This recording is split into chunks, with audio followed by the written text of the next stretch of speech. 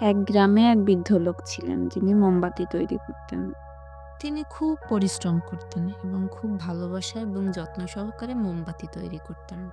একদিন একটা মোমবাতি কান্না ভরা গলায় বৃদ্ধকে বলল, আমার জীবনটা এমন কেন? আমাকে জ্বলে ধীরে ধীরে নিঃস্ব হয়ে যেতে হয়। আমি শুধু গলে যাব, হারিয়ে যাব। আমার অস্তিত্বের কি কোনো মূল্য নেই? মোমবাতির কথা শুনে বৃদ্ধ লোকটি মৃদু হেসে বলল, তুমি ভুল বলছো প্রিয় মোমবাতি।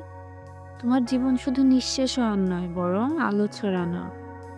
যখন তুমি জ্বলবে তখন কোনো শিশু তোমার আলোয় বই পড়বে, কোনো মা তার ছোট্ট শিশুকে খাওয়াবে।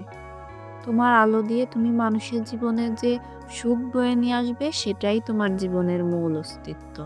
মোমবাতি বুঝতে পারলো এবং সে চুপ হয়ে গেল। সেদিন থেকে মোমবাতি আর কখনো নিজেকে গলে যাওয়ার কথা ভাবেনি।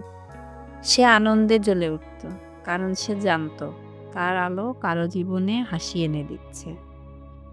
নিজের ত্যাগ ও কষ্ট অনেক সময় অন্যের জীবনে আলো এবং সুখ নিয়ে আসে। তাই নিজের দায়িত্ব পালনে আনন্দ খুঁজে নেওয়াই আসল সার্থকতা।